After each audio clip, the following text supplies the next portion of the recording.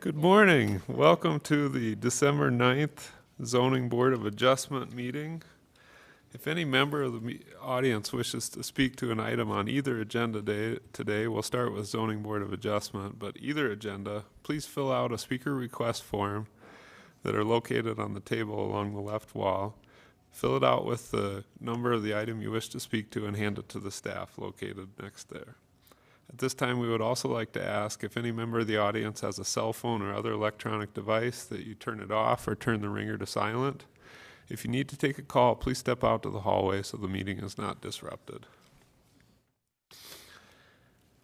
Public hearing on item number 1, the approval of the November 4th, 2021 Zoning Board of Adjustment meeting minutes is hereby opened. All right, Karen made the motion to approve the meeting minutes. And Vince seconded that motion. Any discussion on the motion? All those in favor, please say aye. Aye. Opposed? The motion carries. That's our only item on Zoning Board of Adjustment today. I'd look for a motion to adjourn. Motion to adjourn. Vince made the motion. Second. Karen seconded it. All those in favor, please say aye. Aye. Aye. Any opposed? None. All right, we will now commence the main event, Rapid City Planning Commission meeting for December 9th, 2021. Again, if any member of the audience wishes to speak to an item on the Planning Commission agenda, please fill out a speaker request form if you have not already done so and hand it to the staff located over on the left side of the room. And if you missed something, I raise your hand. I can call you up to the dais and recognize you as well. Consent calendar today. Items 1 through 27 have been placed on the consent calendar and may be approved as a group. Action will be taken on all consent items in accordance with staff's recommendation by a single vote. Any item may be removed from the consent calendar by any planning commissioner, staff member, or audience member for separate consideration at this time. The findings of this planning commission are recommendations to the city council. The city council will make the final decision with the exception of the following items. Item 8, 21 PD 045. Item 9, 21 PD 046. Item 13, 21 UR 037. Item 14, 21 UR 038. Item 15, 21 UR 039. Item 16, 21 UR 040. Item 17, 21 UR 041. Item 18, 21 UR 042. Item 19, 21 UR 043. Item 20, 21 UR 044. Item 21, 21 UR 045. Item 22, 21 UR 047. Item 23, 21 UR 048. Item 24, 21 UR 049. Item 25, 21 UR 050. Item 26, 21 UR 041. And item 27, 21 PD 050.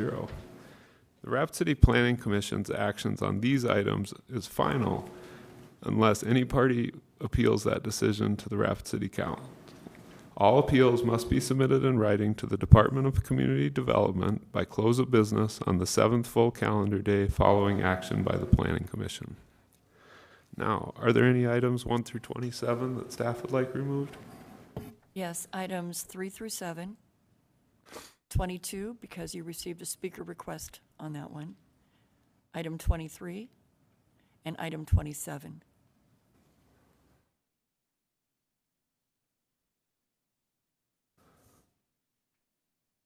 All right, thank you. Are there any items 1 through 27 other than the ones mentioned that the Planning Commission would like removed? 24 and 25. 24 and 25.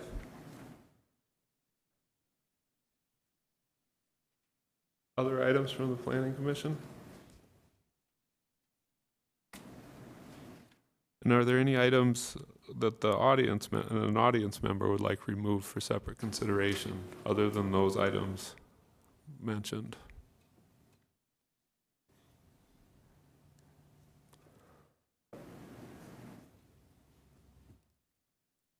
All right, I just want to make a note that Commissioner Stuck has stepped off the dais and will not be voting on the consent calendar.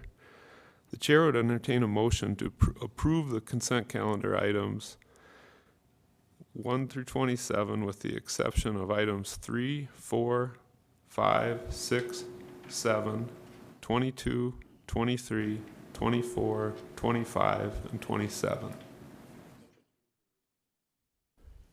All right, Vince made the motion to approve the items. And Eric Heikus seconded that motion. And I didn't get it out verbally, but your motion and second are in accordance with staff's recommendation for each item. Thank you. Any discussion on the motion? All those in favor, please say aye. Aye. Opposed? Motion carries. Item number 3. Mr. Chair, if we could take items 3 through 7 together, please. Sure. The applicant has requested that these items be continued to your January 27th Planning Commission meeting, and that would be our recommendation. January 27th? Correct. Okay. Chair would then look for a motion to continue items 3 through 7 to January 27th.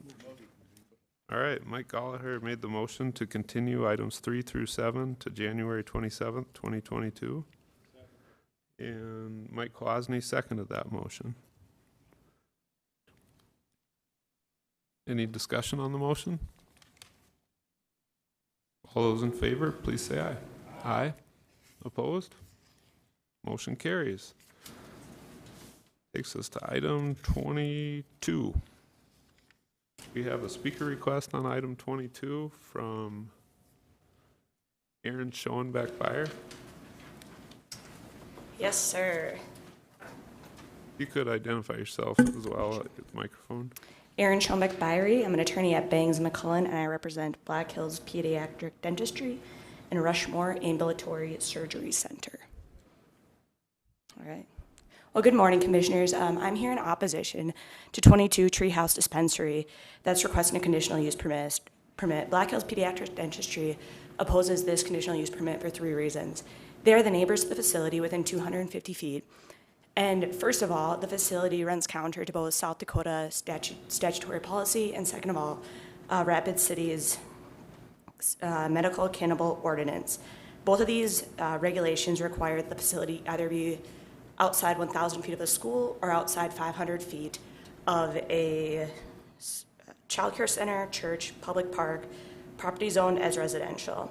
While Black Hills Pediatric Dentistry is none of these 3 things, it is a facility that has over 25,000 children that visit it each and every year. And again, that's within 250 feet of this facility. Specifically, their clientele are infants, children, and patients with special needs. Now, all of us know, any of us who have children, how impressionable they can be and how easily influenced they are by others. Specifically, this property, if you look at the map, it's kind of hard to tell, but there's a parking lot that runs between the 2 facilities, and then there's a apartment complex in the pediatric dentistry. There's a direct line of walking traffic that they already see that runs from these facilities over to pediatric dentistry, and they're already having safety issues. So what's going to happen here is that all these children who hang out at pediatric dentistry receiving their services are going to be impacted by these individuals who are potentially under the influence or on their way to the dispensary to receive their marijuana. So first of all, it runs contrary to the statutory policy that is to protect the youth of our city. Second of all, it runs counter to the conditional use permit factor that discusses the location, character, design to adjacent buildings. As discussed, this location there's a parking lot between it, and in the plan, it's referred to as a buffer zone, but what this is actually going to create is a trackway for individuals who are potentially leaving the facility under the influence to drive over to pediatric dentistry where children are located. So the parking lot isn't as much as a buffer zone as actually a safety concern for pediatric dentistry, that it's going to impact individuals driving under the influence and hit children that are running around pediatric dentistry, and also the apartment complex that's located right there too. This creates a great safety concern for the community. Third, the facility's traffic runs counter to the comprehensive plan for community development, specifically safety.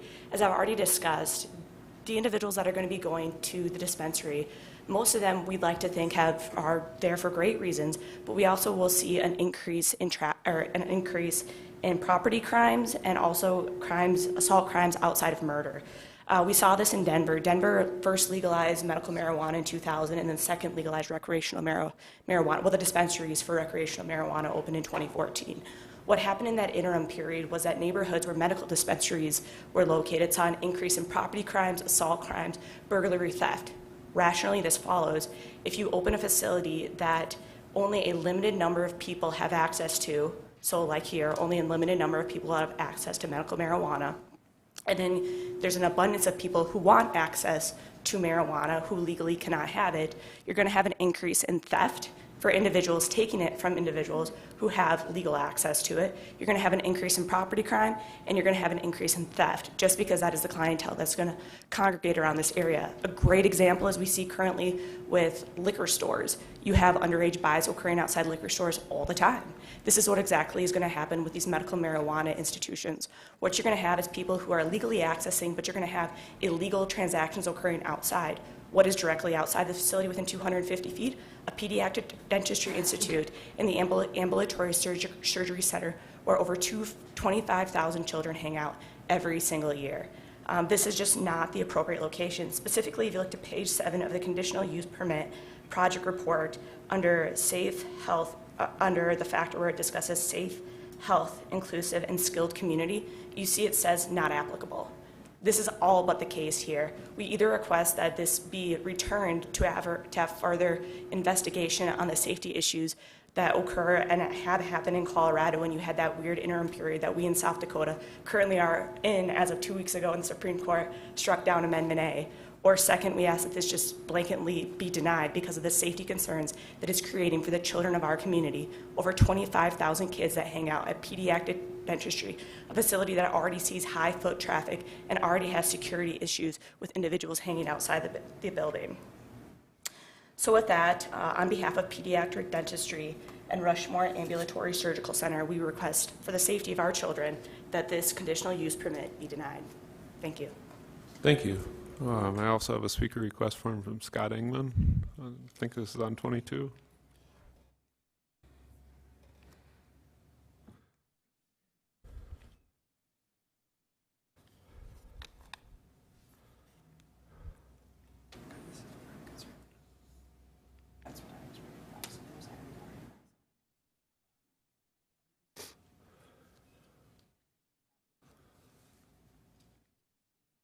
Mr. Chair, I believe that Scott's trying to confirm if this is the right item that he wants. And it is not the right item. Okay. So if we'll get that speaker request form back, I'll just amend the items on that, and that is the only speaker request we have on this item. We do have the applicant in the audience today, and I can give a presentation if you'd like. Planning Commission, would you like to see Kelly's presentation on this item? Yep. All right, Kelly, can you All right. do the presentation? Do I need to? Yeah, I hit that and it went to that one.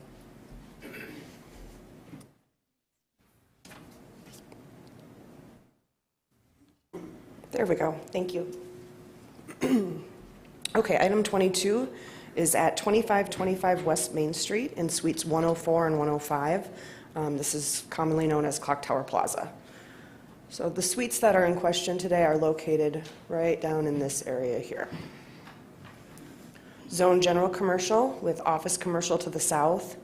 That'll come up in a second. Mixed use commercial land use. And it is, although on Piedmont, which is just a local street, it is also adjacent to a principal arterial. So this is the applicant's site plan. The location of the dispensary would be in this area here.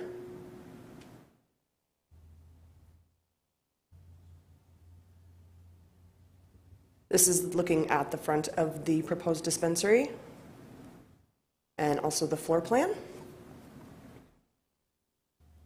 There is a showing that they did have their conditional use permit sign located in the window. So this is looking down Piedmont Street to the north. And this is looking to the east towards that apartment complex that we discussed in the project report. That's in that office commercial zoning district. So while that did not trigger a conditional use permit, we wanted to bring attention to it as well. This is looking towards the actual residential district that would have triggered the conditional use permit need. We also discussed in the project report that last planning commission you did accept or allow one of the conditional use permits to go through on this building that you can see. It's approximately 500 feet away, kitty corner kind of across Sheridan Lake Road and West Main Street. So we did want to bring that up as a saturation point potentially. And that is all I have today. If you have any questions, otherwise, like I said, the applicant is in the audience. All right, thank you. Mr. Chair, Vicki? if I might, so this is a medical cannabis dispensary, and it is similar to a pharmacy in that an individual has to become a card holder, and a physician has to identify that they have a condition that warrants that card. And this is for dispensary exclusively for medical attention. This is not recreational. Approving this site does not indicate that it someday will be recreational. And even though the state regulations do identify that a dispensary cannot be within 1,000 feet of a school, the city does not have the authority to reduce that or waive it in any way. However, the ordinance that we adopted identifies that it shall be 500 feet from, whether it be a church or a playground or a child care center, land that's zoned as a public park or a residential district. This is a conditional use because it is within that distance, and that is allowed through the ordinance. The criteria set forth for review for both the dispensary and a conditional use permit is a part of your project report. And that's the criteria to look at to determine whether or not this allowance within that area is permitted. But it doesn't mean that you can't allow it. Thanks, Vicki. Vince? Thank you, Mr. Chair. I would like just a quick follow-up question to the pediatric dentistry attorney, if I could ask her a quick question. Yeah, I mean, I understand your presentation. I mean, we are concerned, obviously, about the health of all citizens and children who need preventive and need dentistry. You mentioned 25,000 children. We're not talking to this site. We're talking nationwide, or what are you talking about, 25,000? Sorry. 25,000 appointments are at the Sheridan Lake location, and that's both for the dentistry and the surgical. I struggle with this word. Sure. The surgical center that go, and then the closest building is that surgical center. So what we see is those are the children who, unfortunately, they leave and they're under that anesthesia. And if anybody has a 2 or 3-year-old, just wrangling them in, A, is hard. B, under narcotics or any kind of anesthesia is even harder. So that's our fear, that this traffic, that it's going to increase both foot and vehicle traffic in that area. And so you're not just talking one location when you mention your 25,000? No, it is that. It's a campus. So It's a there's campus, okay. there's 2 different buildings, the dentistry and then the surgical center, and that's 25,000 appointments every year. Right, and you mentioned, of course, that there's medication that's being given at this site to children. So, and this medication affects the children's ability and cognitive abilities? Usually, yeah, when kids go under any surgery and any piece, some people who don't like their teeth cleaned also get laughing gas if you really can't handle Sure, it. yeah. And so, yes, there is some narcotics that are being distributed here to these, but there are narcotics that are being distributed to children. Okay, thank you. I appreciate it. Karen? Thank you. My question is for staff. It says suite, the 2 suites side by side. Are they connected? They're not separate? I'll pull the floor plan up.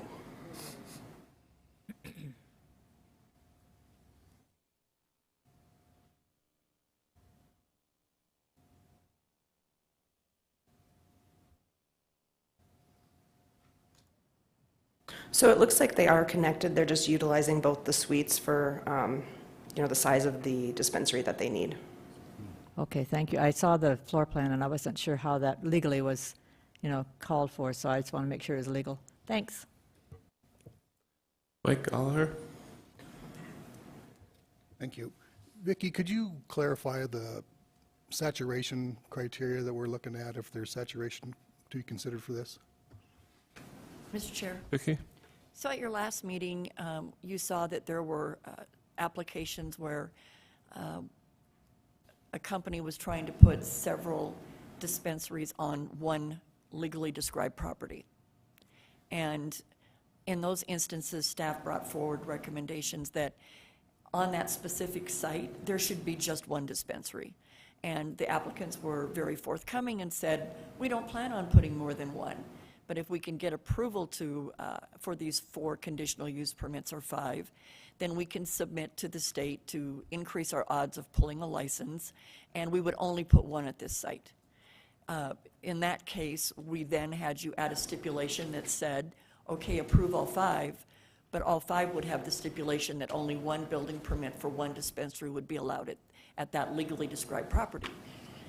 In this case, where Kelly brought to your attention that about 500 feet away, there was a conditional use permit that you approved at the old Pizza Hut location on West Main, that wouldn't lend itself to the same saturation issue that we brought forward to your attention at the last meeting.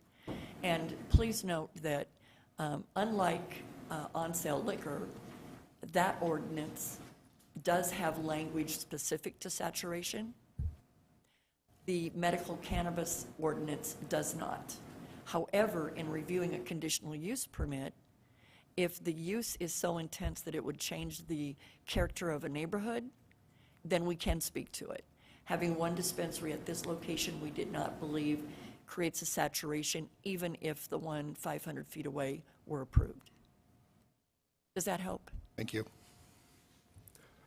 Kelly? Thank you, Mr. Chair. Maybe I missed it in the presentation. Can you show the proximity of the surgical clinic and dentistry? I didn't see it in the overlay. I'm not sure where they're located at. I do have a map up here if the speaker wants to come up. I can also bring up a rapid map or an aerial. Is it in the clock tower complex, though? Okay. So this is the clock tower. Is it, this is the apartment complex back in here, so. It's directly behind there, but that's slightly, if you understand the layout of this land, it's not flat. And there's different streets and corridors that run through it.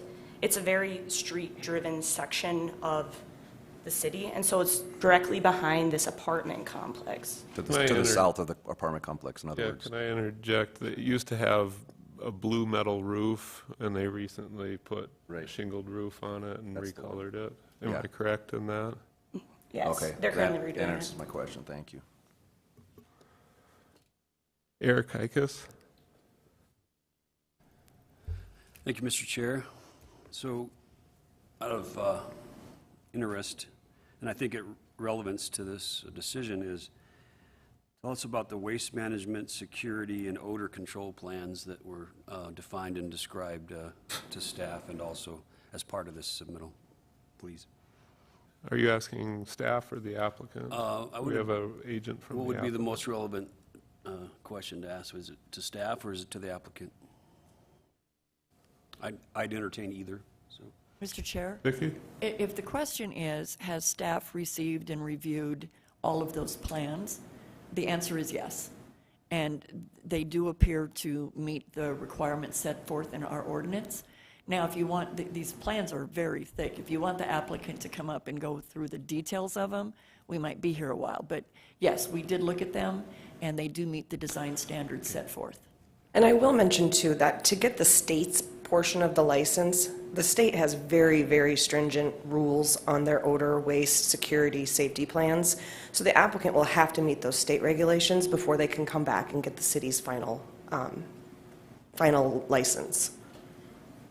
I believe that answers my question. Thank you. All right, other comments on item 22, questions?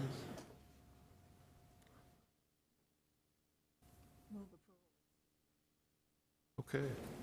Karen made the motion to approve item number 22 with the stipulations as listed, and John seconded that motion. Any discussion on the motion? All those in favor, please say aye. Aye. Any opposed? Motion carries. Item number 23. Good morning.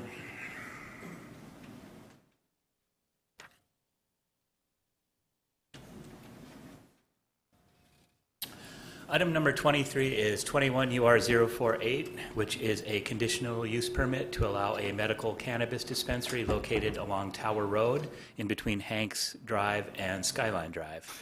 The reason we pulled this is you have a letter of opposition from a neighbor that has been distributed on the dais.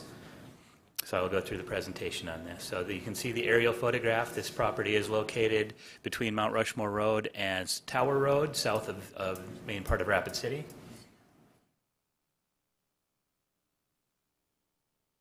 The property is zoned general commercial, however, it is located within 500 feet of a residential district, which is the Park Forest District, which is shown in green on the map, and that is the reason for the conditional use permit for this location.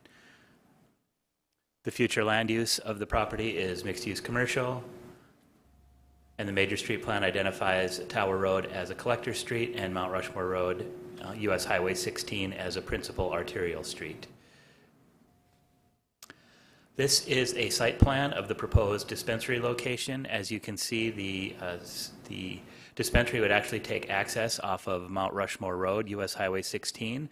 The applicant has received an access permit from the South Dakota Department of Transportation, and access to this location would be strictly on a right-in, right-out basis, so it would only access the southbound lanes of Mount Rushmore Road, US Highway 16. And again, there's a rough drawing of the site plan where the building would be located and the access road that would be through the right-of-way for Mount Rushmore Road. They show a layout of the proposed building and floor plan. And here's some site photos I took. This is looking down from Tower Road, so there's quite a bit of elevation difference between Tower Road and Mount Rushmore Road. And this is looking to the north, or sorry, the south along Tower Road to the adjacent property who had filed the appeal, or the letter of opposition, I'm sorry. And then looking north along Tower Road. And this is across Tower Road from the property, so it's kind of a vacant lot with some radio towers on it. And then from Mount Rushmore Road, this is the access point that would lead to the dispensary, proposed dispensary. So you can see there's a relatively flat area, but a lot of that is within the right-of-way. And so this building would be set back closer to the hill.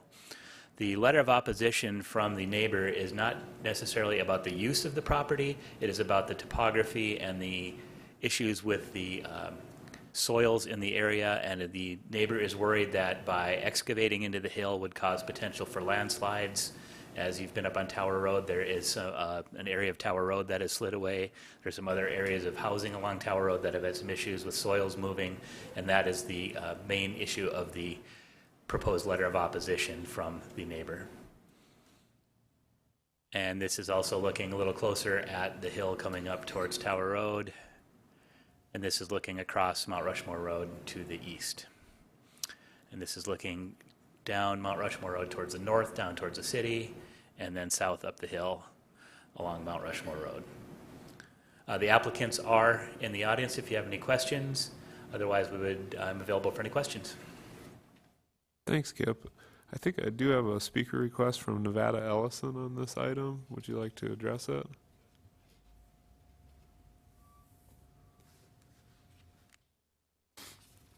Again, just identify yourself once you're up at the mic. Nevada Ellison, Rushmore Cannabis Care is our company. We understand the concerns, and we do plan on having a detailed engineering study done on it before we do a site plan for construction. Okay. We understand that is deterioration to the Tower Road, and we definitely plan on doing an engineered study on it. Okay.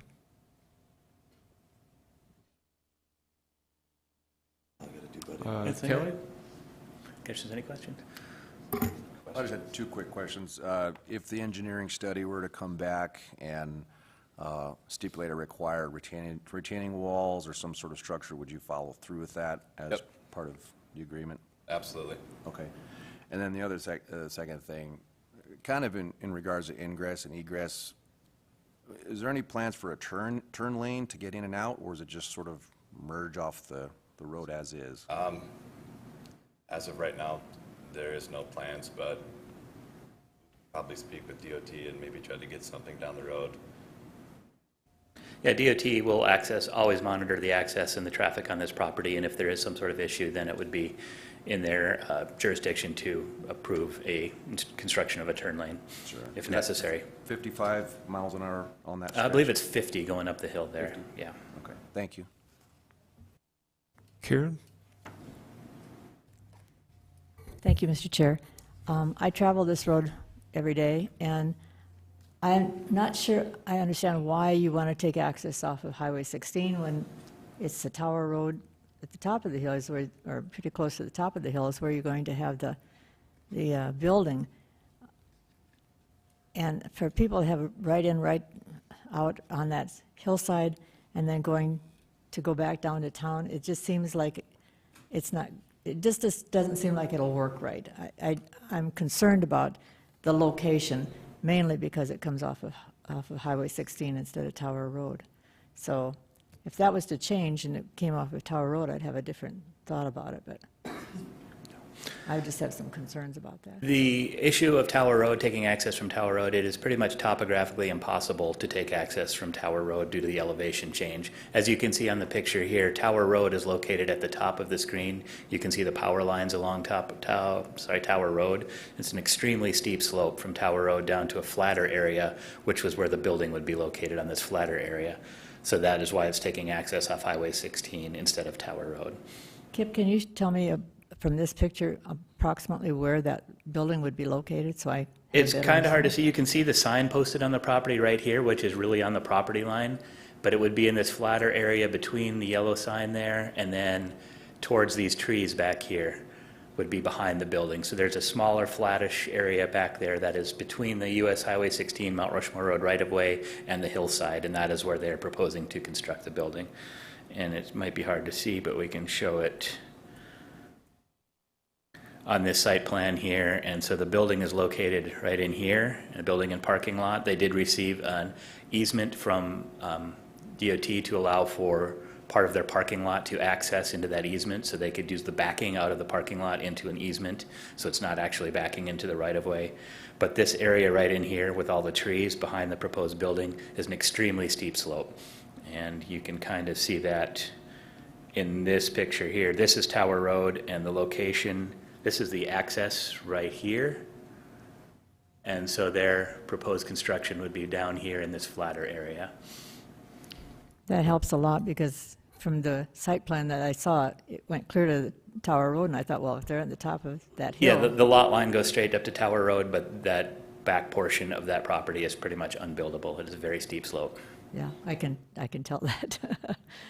Thank you, that helps. I still have some concerns accessing off that Highway 16. It's marked 50, but when they start going up that hill, they're going 60. I mean, that's just reality. So I just have some concerns about the access. As did we, but the Department of Transportation did grant them an access permit for that location. Yeah, I understand. Thank you, Kip. Mr. Chair? Vicki? So the comment was asked of the applicant as to whether or not if there were erosion issues, if they would bring forward those improvements, and they indicated that they would do that. Please note that the city will require it. That soils data will need to be submitted as a part of that building permit. Whatever is needed to stabilize this soil, they will not get that permit until they've identified that they are going to address it, and they will not get that certificate of occupancy until it's been completed. In addition, the state will identify how this intersection will be designed and what that decel lane needs to look like in order to make this turn, and then for folks to then turn out again. And this applicant will have to work with the state to bring forward those improvements prior to us issuing that certificate of occupancy for this location. Vince? Sorry. Well, thanks, Mr. Chair. Actually, those were the questions I have. Obviously, I travel the same road every day, too. So, no, thank you. I should have taken my button off, so. No thank you. problem. Eric Odenbacher? Thank you, Mr. Chair. I share Karen's concerns as well about Highway 16, particularly if you're going to be getting back onto Highway 16 and people are going 50, 60 miles an hour around that corner. I think it just seems problematic, even though the DOT has kind of signed off on it. And even though this, a conditional use is still within 500 feet of a residential area, there's a hotel near the area or lodge. So I just had some concerns about this area as well. Thank you. Eric Heikus? Thank you, Mr. Chair. I'm going to speak on 3 points. Let's start with pragmatism first. Karen, I think, clarified the issue that Tower Road is a better access point, but a much more difficult one. So I don't think ruling out access to Tower Road is completely out of the question. It can be done. It's just a matter of cost. So now I'll dabble in humor. Cody Shad is a very talented earth-moving guy. This may be beyond him, I'm not sure, the access onto Tower Road. That's more of a joke than anything. But lastly, this site, I think, I'm going to go with conjecture on this one and say, when we did Skyline Pines years ago, there were some significant soil issues, but they were regional and they were located in pockets. And from that experience, I think it warrants that this is a definite issue, but we don't know until it's discovered. So that instability of those slopes, it may be there or it may not be there. So I think it's best before we get too far down the road to first identify whether there is any stability issues. And I think a geotechnical engineer is the person to solve that equation. So those are my comments. A lot of my questions were addressed in earlier discussions. So thank you. All right, other comments or questions on item 23? Motions? Okay, Mike Gallagher made a motion to deny item 23, and Eric Ottenbacher seconded that motion. Any discussion on the motion? Mr. Chair, Vicki? could we make the motion maker please identify the reason for denial based on the criteria?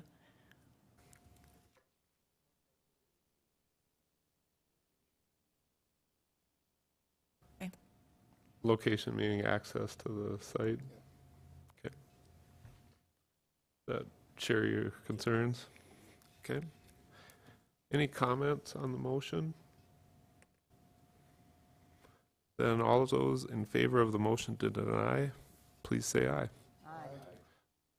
Opposed? Aye. Okay. I've got 3 noes on the motion, right? Eric Heikus, myself, John Herr, but the motion carries otherwise.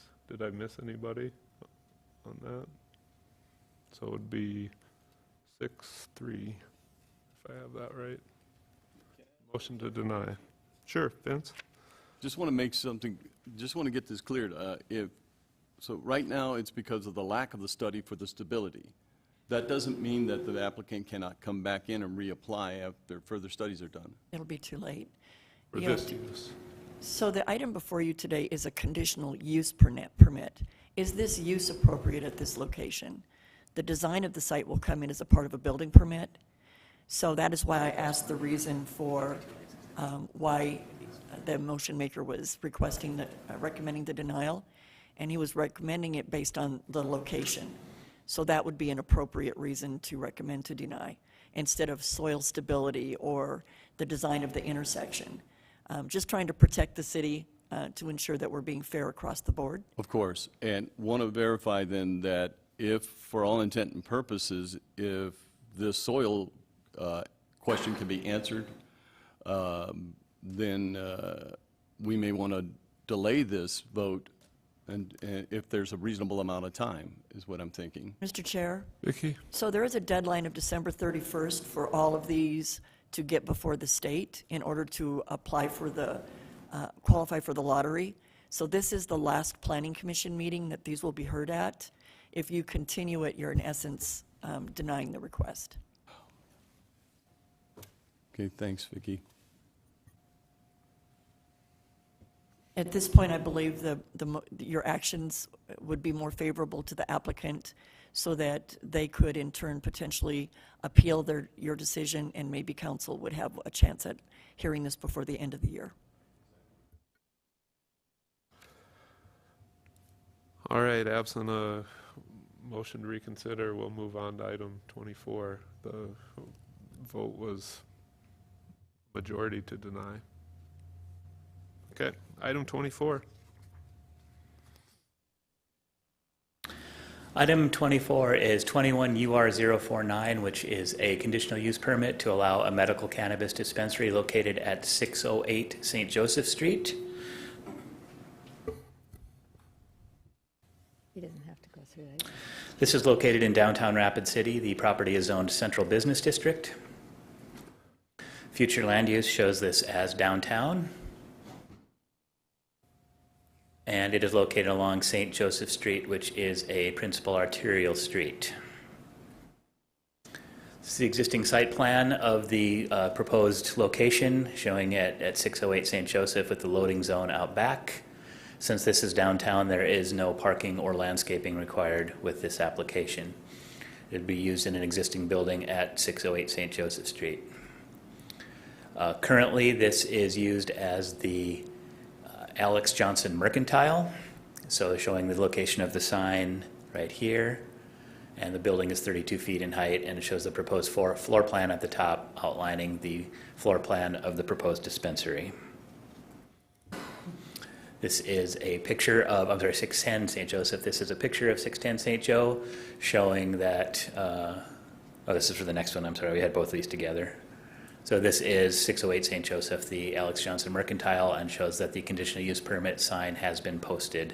This is a conditional use because it is located within 500 feet of a park, which is Main Street Square, and I believe it's also within 500 feet of a church. And this is looking across from the location across St. Joseph Street. This is looking to the west along St. Joseph Street and to the east along St. Joseph Street. The property owner and the applicant are here in the audience if you have any questions. Otherwise, I am available for questions as well. Vince? A quick question on the, there's been a proposal for that parking lot there at the corner of 5th and St. Joseph. Correct. Wouldn't that be a residential area? It's a residential zone district, so this is zoned downtown. So residential use is allowed in the downtown zoning, but it is not an exclusively residentially zoned district. So a residential zone district would be things like low-density residential, medium-density residential, areas that are determined to be exclusively for residential use. So this downtown is more of a mixed-use type of zoning district, which allows for the use of both residential and commercial uses. And currently, I know there's a church across the street from that, but was there a plan, or is there any plans for daycare centers in that proposal? In the proposal for the Block 5? Right. I don't believe so. Okay, thank you. Karen? Thank you, Mr. Chair. My question is more of a legal question from the staff's point of view. In the staff conditional or the permitted uses and the stipulations, it says that only one medical dispensary can be placed in either 610 or 608, and it looks like they're owned by the same property owner. But what would happen if they sold it tomorrow and somebody else owned it? Can you legally say one can have it, the other one cannot, based on the two separate properties? I just want a legal determination is what I'm saying. So, Vicki, and I'll defer to Kinsley if this doesn't satisfy Karen. So we're saying that you can have one dispensary per legally described property. We don't care who owns it.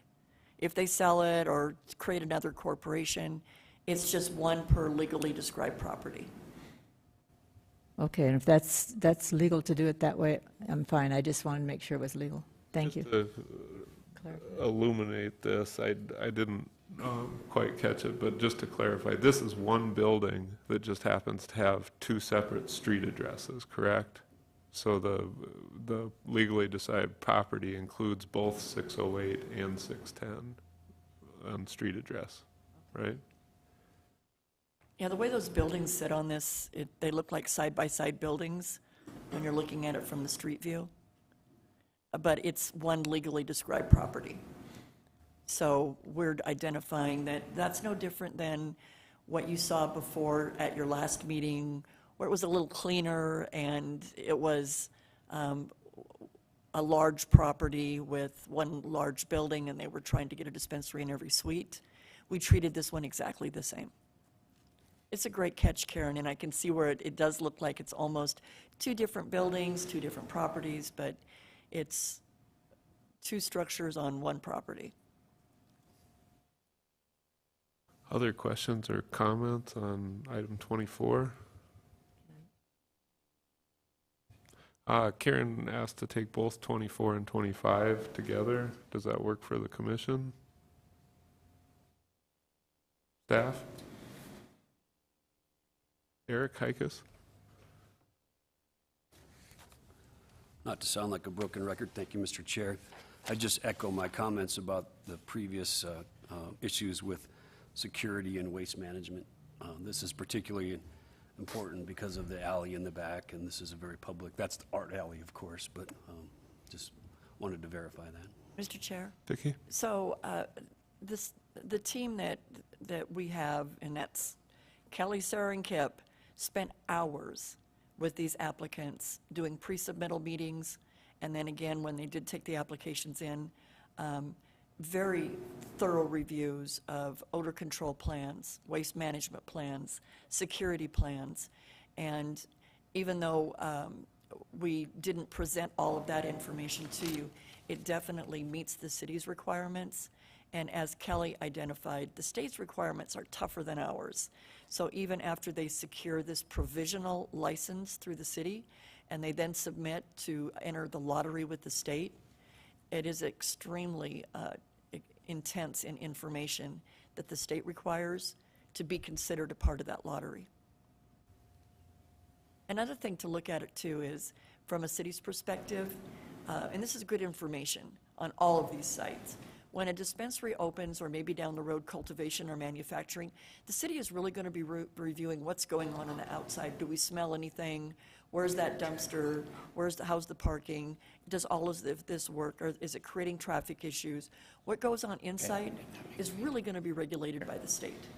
And they will be inspecting those properties to ensure that they are complying and operating within their strict standards. Thanks, Vicki. Mr. Chair, the applicant has informed me and the property owner have informed me that these are actually two separate properties with two separate legal descriptions. They are not, even though they are part of the same building, there is a lot line between them, so they are two actually separately legally described properties. Mr. Chair, I still state staff's position that side-by-side dispensaries would not be something that we would support, nor did you support at your last meeting. My apologies for confusing that topic. We stand behind that at these two sites, there should only be one dispensary. And so again, we recommend the stipulation that only one dispensary be allowed. And depending upon which location they choose, if they should be fortunate enough to pull a license, we would support either location, but only one, not side-by-side dispensaries.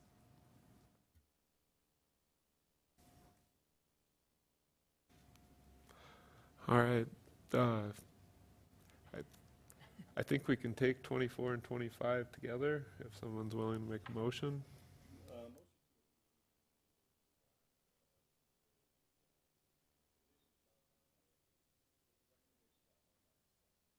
Okay. Vince made the motion to approve items 24 and 25 per per the stipulations as listed on both by the staff. And John seconded that motion. Discussion on the motion? All those in favor, please say aye. Aye. Opposed? Motion carries. Item 27.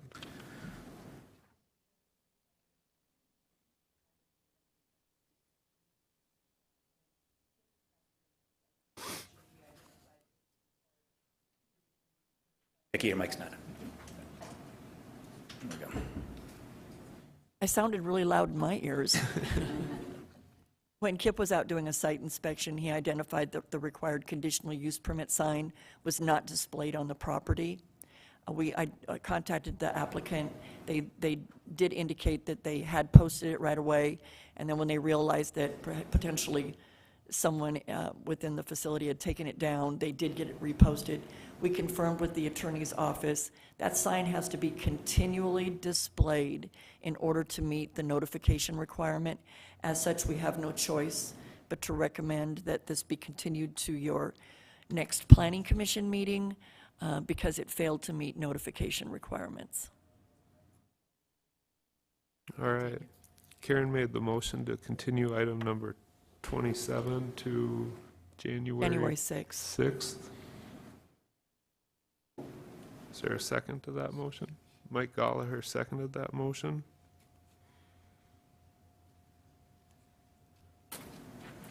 Notes. Any discussion on the motion? Mike Kwasny. Thank you, Mr. Chair. With that being moved to January 6th, aren't we in the problem with that's not going to happen? Mr. Chair, that's absolutely right. And it's so unfortunate that the sign wasn't up. But since the state is going to, they're stopping all provisional license submittals on December 31st, they won't be able to meet that deadline.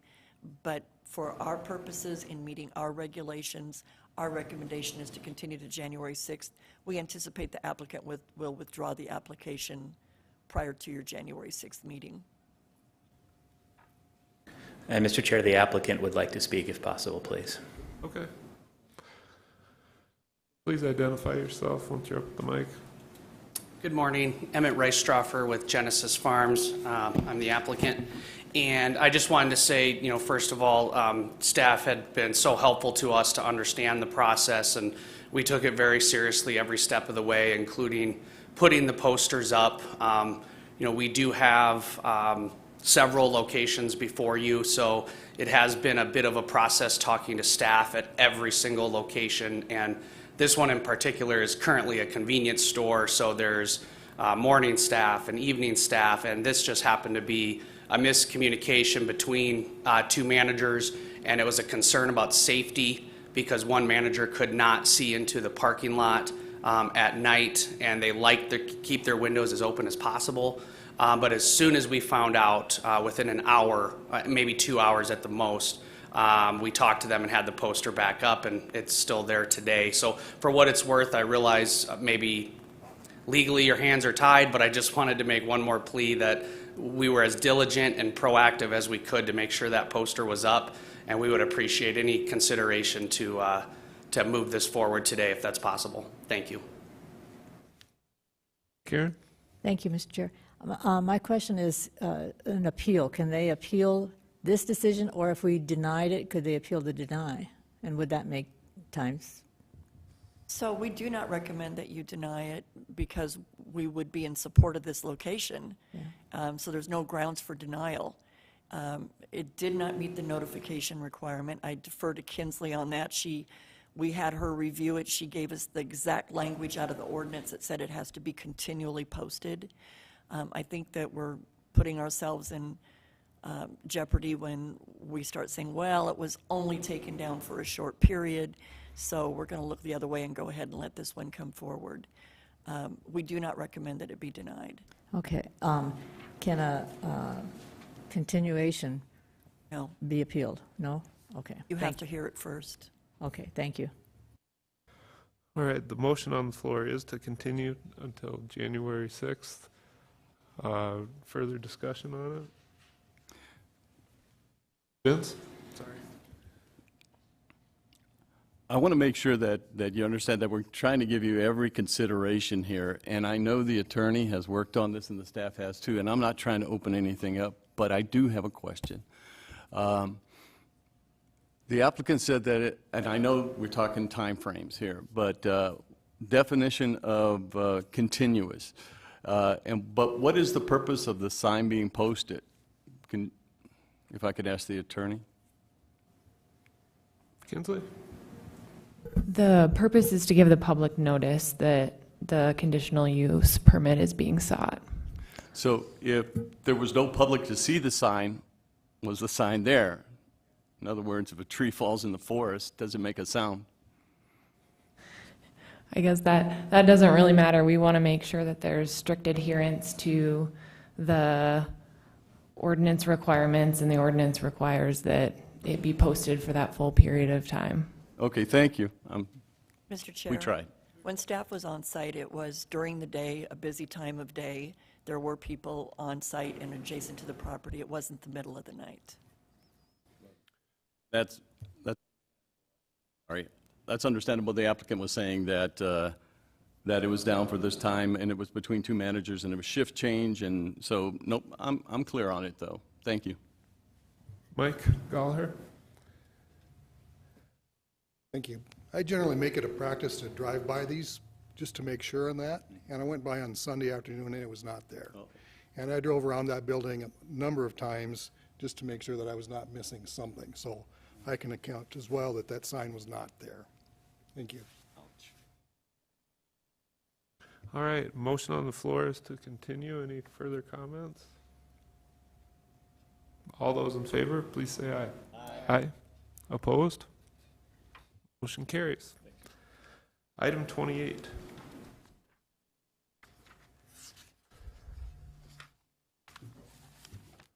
Good morning, Sarah Hansel with Planning Projects Division. Item number 28 is a major amendment to a plan development to expand an apartment complex.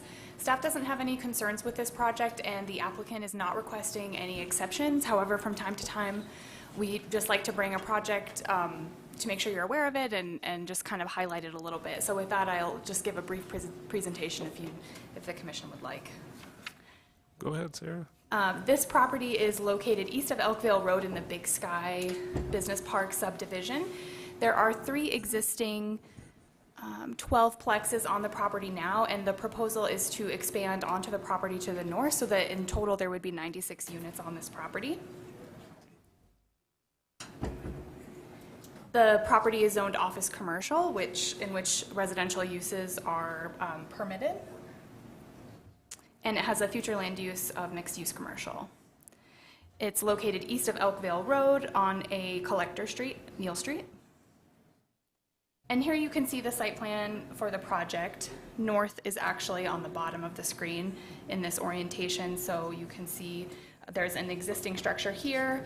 The 4th structure from the initial approval of the plan development will be built there in the near term, and they're proposing to add 4 new structures here, here, here, and here, as well as some garages. Here you can see the landscaping plan. They're providing shrubs, trees, and as well as open space for the tenants of the building to have outdoor recreation and gathering. And here again, you can see the outdoor space. There's also a concrete pavilion proposed for outdoor grills and that type of activity. They are proposing to phase this project, so they'll start by phase 2 on this side of the property, which is near Neal Street, and then they'll finish up with phase 3. And as we see with all of our developments, we require that the open space and parking requirements be provided with each phase. Here's an elevation of the structure. You can see the lap siding and the stone cladding material. These will be similar to what's developed in the neighborhood currently. Another elevation and some site photos. This is looking west into the subject property. Off in the distance there, you can see the existing apartment structures. Here we are looking to the north, undeveloped property. To the east, towards the existing residential development.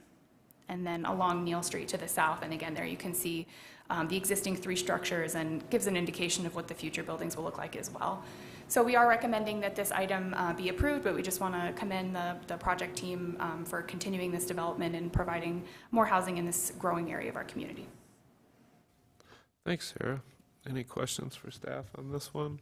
Comments? Motions? I don't think so. All right, Vince made the motion to approve item 28 per the staff stipulations. Mike Goller seconded that motion. Any discussion on the motion? All those in favor, please say aye. Aye. Opposed? Motion carries. Item 29. Item number 29 is a rezoning request from General Commercial District to Office Commercial District. You can see the property here on the aerial. It's located along East Omaha Street, just to the west of Campbell Street. It's about 8 acres in size. The property is currently zoned General Commercial District within an area that's developed primarily with commercial and industrial uses. The future land use for the property consists of both mixed-use commercial and light industrial to the south. And here's the major street plan. You can see that South Dakota Highway 4 and East Omaha Street is a principal arterial, and we're very near also to Campbell Street, which is a principal arterial. Both of these roadways are heavily trafficked and do see a lot of truck traffic and just general traffic throughout the day. Here are some site photos. This is looking west along South Dakota Highway 44, East Omaha Street. Here we are looking to the east. This is looking north to the property on the other side of Omaha Street. And here we are looking to the south. So as this application came in, we're looking at what potential uses would be allowed in Office Commercial District. And we often find that apartment buildings, which are a permitted use, so long as it's one building, would be able to be built on this property if it were rezoned to Office Commercial, potentially with no further review. If the proposed future development was just one building, that could just be a building permit. And as we look at this site and noting concern with the heavy traffic in this area and the potential for there to be conflicts with pedestrian activity resulting from residential development, we did note concern with this, and in reviewing the comprehensive plan, did not find that this really met our goals for this area, in particular just being concerned about future conflicts with residential development in this site. And as you read the staff report, that's what you'll find. That's the narrative in the staff report, and we did recommend denial as we wrote that up. Recently, we've had a phone conversation with the applicant and the project team and have learned quite a bit more about what they're proposing for this project. They are proposing residential development. However, they have taken into consideration several of the concerns that we've noted with traffic, pedestrian activity, and access on Omaha. And they do have a plan in place to address those issues. So in talking with them, they are okay with, and we would suggest perhaps approving this request with the stipulation that a planned development designation be provided on the property. That way we can look really, specifically at some of these concerns that we have and make sure that future development is planned to be sensitive to this context and address some of those concerns. So, for example, more specifically, access from Omaha was something we were concerned about because there is access here, and without further information thought that this would potentially be the proposed access. We've since learned that they would propose to take access from the east through the property located adjacent to them, which could help to mitigate some of those issues. They've also noted that in planning the site, they'll be paying close attention to this elevation differential and using that to their advantage so that there can be some buffering and some separation between the arterial street and the future use. So with that, we would be open to approving this so long as that it was approved with planned development designation. We do want to put the applicants on notice that the number of units that we think may be brought forward will require a traffic impact study, and we'll work with them on future planning. They are available, I believe, and also do want to address the commission, and so we'll hear from them, but I'm also available if you have any other questions. Thanks, Sarah. I do have a speaker request from Kyle Hibbs on this. Mr. Chair, Vicki? before you take comment from him, I would just like to note that it is rare that you're going to see staff provide a recommendation and then at a meeting come in with an alternate recommendation. One of the things that really caught our attention with this project is that we do promote and encourage more and more areas of our community to have a mixed-use design. And this is one that is in a commercial and industrial corridor. And we've seen these in other areas of the city, where when we do introduce a residential component, it provides for employment opportunities, walkability. In addition to the great presentation that Sarah just made, we also looked at where is a bus stop. If these were families that had only one vehicle, could someone get on a bus and go to work or do the shopping for the day, however that might be. And there is one about 2 blocks away from this site. So that also hit another mark. I think if we would have seen a layout of the design and more detail on the project, our initial recommendation would have been different. But we understand that it is unique, that we would have something in writing and then present something to you different in this meeting. And it was an extremely forthcoming discussion with the applicant and his consultant. And so I think that his consultant is here and can give you additional detail on what that housing element is going to look like. Thank you. Kyle? Morning. Kyle Hibbs with Indigo Design, LLC. Here on behalf of Blue Line Development.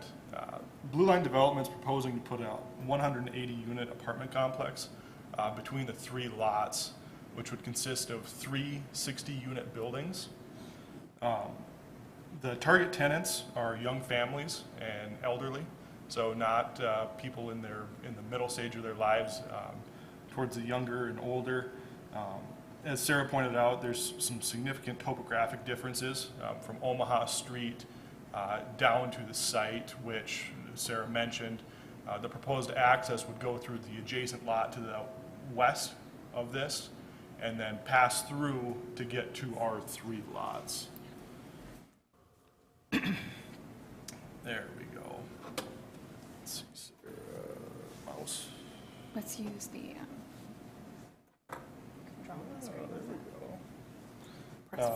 The access would come through this lot and over to these lots where the complex of apartment units would be located. Currently, there's a hillside, generally follows something like that, where Omaha Street and the site have about a 40-foot elevation differential.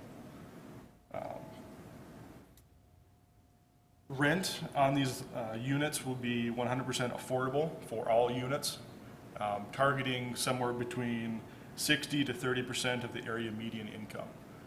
Rents are adjusted to the income of the families and how many units are in the family. 1 bed, 1 bath is between $364 to $794 a month. 2 bed, 2 bath is $427 to $942. And 3 bed, 2 bath is $501 to just about $1,100 per month. As Vicki and Sarah mentioned, the bus stop is within 1/10 of a mile. 7/10 of a mile gets you to a grocery store, and 1/2 a mile gets you to a gas station and convenience store. As the future plan development is proposed to you, there will be 2 play areas identified. Those are due to South Dakota Housing Authority's requirements. Currently, we're proposing a basketball court and a playground area for people. So kind of the idea is that everything can be located in the area as far as entertainment for these families, and what's not located here is within walking distance. Grocery stores, gas stations, bus stops. So with that, I would appreciate your consideration of this item. Thank you. Scott, is this the item that you were hoping to speak on? You know, if I could just share, just Go for it. Yeah. Come on up. We've got commissioners ready, but I'll just Well, get you know, Black Hills Habitat's right across the street there with our restore and our offices. Yeah, you got to identify yourself. Oh, Scott Engman, Executive Director, Black Hills Habitat for Humanity. Sorry about that. So we're right across the street from where the entrance to this project would be. And unfortunately, we've seen considerable traffic challenges with people turning into our site and turning out. And in fact, this last summer, we had a young man that was killed on his motorcycle because of a person turning in that area. So my concern is not, I mean, I love the idea of the affordability and the housing, of course, we definitely need. I've just got concerns about that access, and I'm sure DOT and the city would be able to figure out how to do that in a safe way, because there would be a considerable amount of vehicles coming in and out. If there was an entrance possibility off of Campbell, I think that would certainly be advantageous to the project, but that's my point here today. Thanks. Okay. Thank you. Mr. Chair, it is Vicki. probably important to note that based on the number that Kyle identified this morning as a part of a plan development, they will have to also submit a traffic impact study. So rezoning the property today does not indicate that you concur with access on Omaha. That study may show that access needs to come off of Campbell Street. And that's something we would work with the applicant on, and you would see that as a part of a plan development in the future. Okay, that's good to know. All right, Commissioners, Eric Hikas. Thank you, Mr. Chair. Brief comment. I think Sarah wrapped it up very beautifully and elegantly. The plan development is, I think, the proper tool to make a lot of these decisions at, and the rezone is the first step. So I think that's perfect. And also, for clarification, I will not be voting because now Commissioner Stuck is in his chair. So my comment is just for what it's worth. So. Okay. All right, Eric Ottenbacher. Thank you, Mr. Chair. Point of clarification, on the zoning, you mentioned that one apartment complex would be allowed for this particular zoning, but the applicant has stated 3 separate buildings. Is that what I'm hearing? Mr. Chair. Vicki? So our ordinance reads that you can have 1 residential structure per parcel of land. If you're zoned for an apartment development multifamily, you could come in and put in an apartment building with only a building permit. Very few apartment developers do that. They put in multiple buildings. Those always require then a plan development because you are proposing more than 1 principal structure per parcel of land. Because of that fact and because of all these other issues that we've identified today, we would only support this rezone if we're mandating that it be within a plan development, even if they do just 1 building, so that we always have the opportunity to bring it back before this board for review and consideration.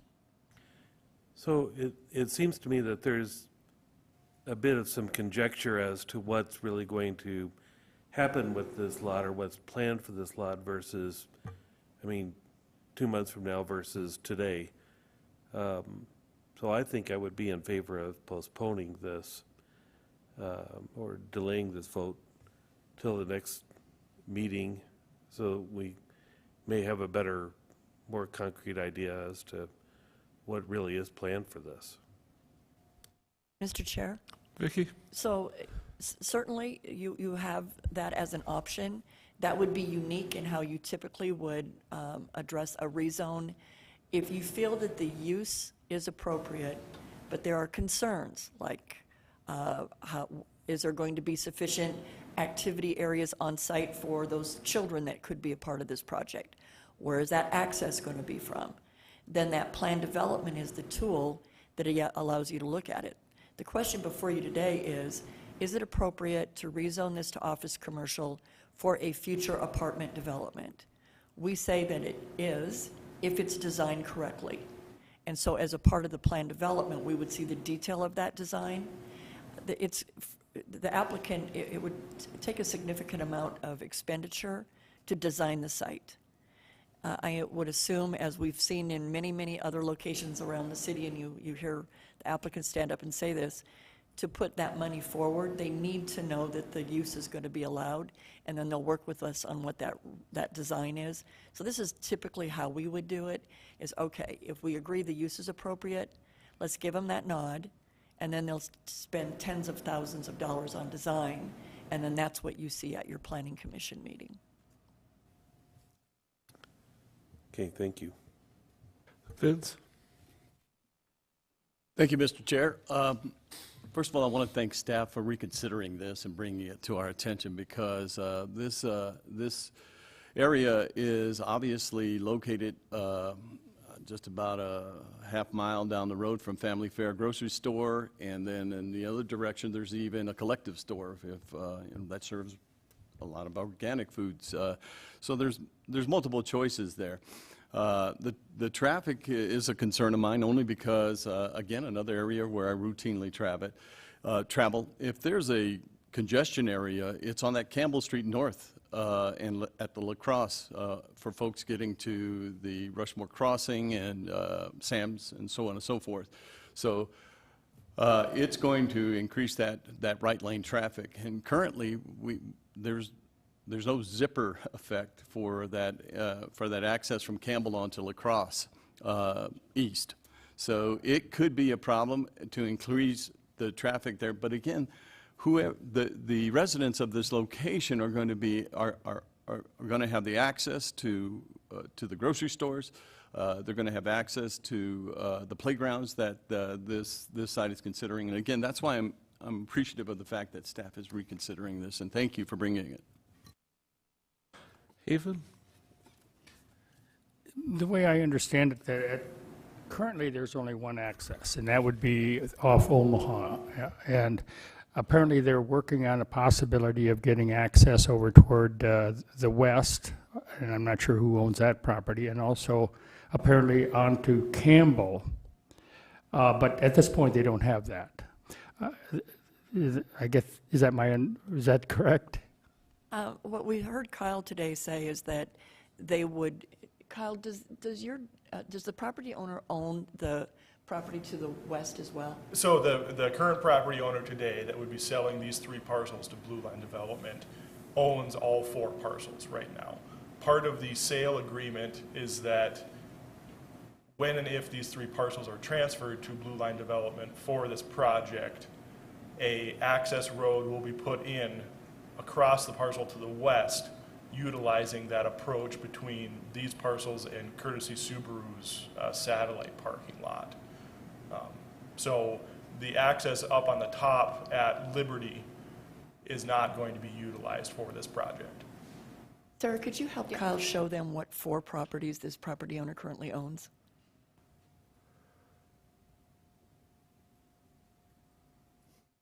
that correct, Kyle? Correct. Yep, on that no to access. that, and yes to that.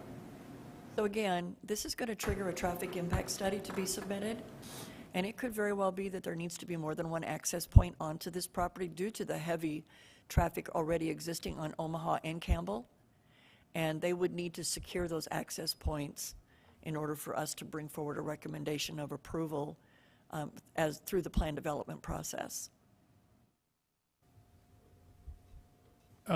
And as another question, now, the staff has recommended to deny it. I guess I'm a little confused now as to why that is the case. Are you suggesting it should be a planned development? Mr. Chair? Vicki? So that was our written recommendation, but a part of why Sarah went into such a deep presentation today is that we did have a telephone conference meeting and shared with them our concerns. We didn't want to see children playing hopscotch on a sidewalk on Omaha Street. And how do you address that? Well, there's a 50-foot differential in elevation between Omaha and where these apartments are going to go. They're going to put playground equipment. They are going to have a basketball court. A lot of the residents of this will not have children. They're going to cater to elderly and young professionals, and there will be some families. And so noting all of that and knowing that when this plan development comes in, if there needs to be fencing as a part of it to ensure the safety of the occupants, we'll be recommending that as well. So the recommendation as presented today by Sarah is to approve the rezone in conjunction with the plan development so that all of these issues can be identified that they are being addressed, and that is what we bring forward to Planning Commission. And before they could get a building permit, the design of this project must be approved by all of you. So can we approve it today in conjunction with the planned development? Absolutely, and you do this all the time. You did a couple at your last meeting. You approve in conjunction with the plan development designation, just knowing that the use may be appropriate at this location, but we want to look at the design to make sure that any negative impacts are being mitigated, that safety is being preserved and secured, that traffic is being addressed. Sometimes we put it in a plan development because there's drainage issues, et cetera. And in this case, it really goes to access and the safety of the occupants of the apartment development. So, but they haven't asked for a planned development, have they? Are in agreement with it. Pardon me? They are in agreement with it, and once you approve it, then they need to bring forward a final plan development for review and approval by the Planning Commission before they can submit a building permit for any development on the property. Does that help? Yes. Thanks. Kelly?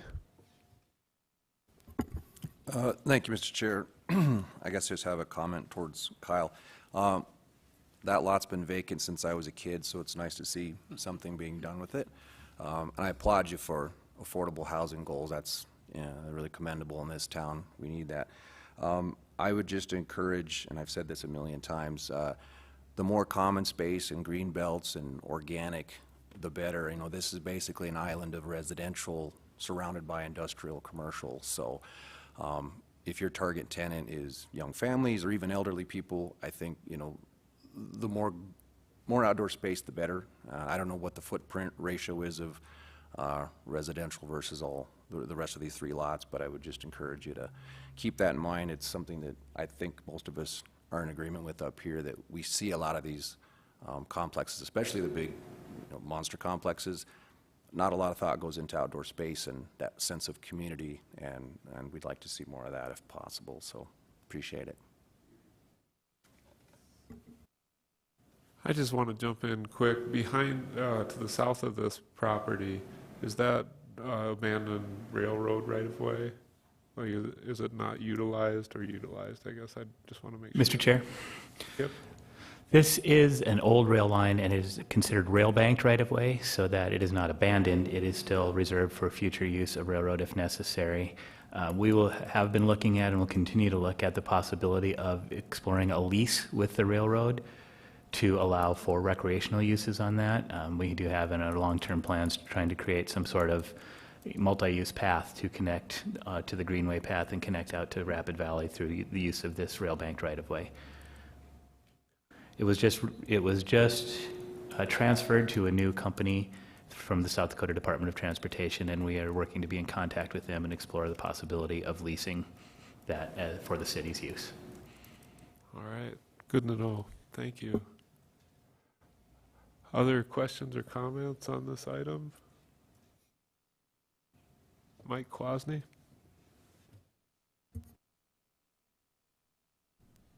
Thank you, Mr. Chair. I applaud also the affordable housing concept and putting it, getting that in our community. One of the concerns I have is that we're putting in a fairly commercial center, we're putting a housing, and maybe that's, I guess, kind of what we're after, but it just seems like an odd place to me to put this.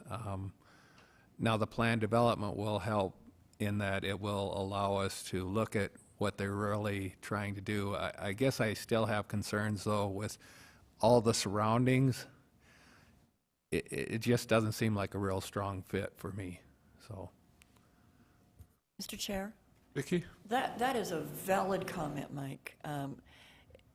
As we look at what the comprehensive plan has encouraged the city to do, it does two things. One, to work with developers to encourage infill development within our community. This site would qualify for that. But more importantly, it really pushes us to try to find unique areas for mixed use, areas that you typically may not see residential, so that there is that walkability to employment and other services. Here a few years ago, down along Creek Drive, just by the family thrift store, at the corner of Campbell and St. Pat. It is a sea of industrial and commercial. At that time, the applicant brought forward, and that was Jim Lettner, he brought forward a proposal to take 2 large lots and rezone to office commercial, again, noting the same attributes that this site has. There's walkability to groceries, there's walkability to a bus stop. Again, it's allowing people to work within an area that they live so that they can walk. A lot of these families only have 1 vehicle. One of them may have to go off to an employment, the other one may have to take children to school and other appointments, and allowing that mixed use in those areas makes it possible for them to function successfully with only 1 mode of transportation, especially when there's a bus stop in the near vicinity. So this is within the same general area of our city, and this would be a second location that we are putting that residential component within an otherwise industrial or commercial corridor. Well, I agree with the walkability. The only thing that I see is that normally there's a access point on one spot where it makes it where it's not commercial, but this seems like it's surrounded by that, and the walkability on Omaha and Campbell Street are less conducive with the traffic that goes on. It just feels we're putting it in the middle of and especially if the fairgrounds is busy or whatever's going on down there, we're putting it in the middle of a really busy area, and I just have some concerns with that. Eric Ottenbacher. Thank you, Mr. Chair. Just maybe just to clarify for staff, is this in a floodplain area or not? It's all basically about the same elevation. Vicki? No, this property does not have floodplain on it, but there is floodplain further south, which is also similar to the property that was approved on Creek Drive. They really do line up fairly closely, where there is floodplain to the north of the one on Creek, but it is not on that property either. But something that we have discussed with the applicants. Well, you guys are on I try to limit my today. comments, but I just want to jump in on this. My personal opinion is part of the benefit to this site is the busyness of the location. Putting residential uses near employment, near existing development is something that we need to consider versus building out past the airport, Meade County. If we want our city to maintain, viability, we have to consider not expanding the boundaries. And I think this is a great location for it, just for those reasons that, that the applicant and others have mentioned. I have planning staff, Sarah, you, or Kip? Thank you, Mr. Chair. Just to address the walkability a little bit, there is a project in the works from the South Dakota Department of Transportation to do an ADA project to install sidewalk and shared use path along the north side of Omaha Street from La Crosse Street all the way out to Covington Street in Rapid Valley, and I think that's scheduled for 2024 or maybe 23. And as part of that, they will also reconstruct the Omaha Street and Campbell Street intersection to make that more pedestrian friendly, get rid of those free right turn lanes and make that a little better. And then the city was able to piggyback on that with a project that was funded by a Transportation Alternatives grant to build a side path along the east side of Campbell Street that will connect from the existing Greenway path near Rocker Drive up to the Omaha and Campbell intersection, thereby providing access from our city's bike path to that shared use path along that. And that's a great way for us to provide access not only from Rapid Valley but also to Western Dakota Technical Institute. Thanks, Kip. All right, further questions, comments?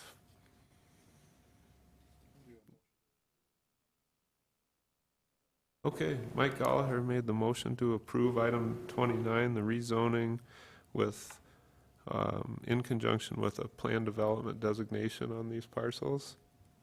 And Vince seconded that motion. Any discussion on the motion? All those in favor, please say aye. Aye. Opposed? Could we do a roll call? I didn't hear that clearly.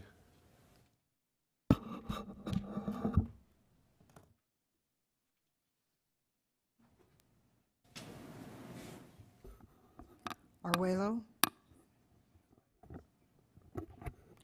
Braun? Aye.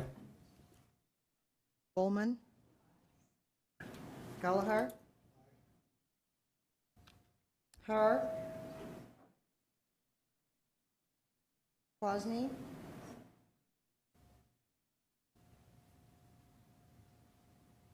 Ottenbacher? Vidal? Aye.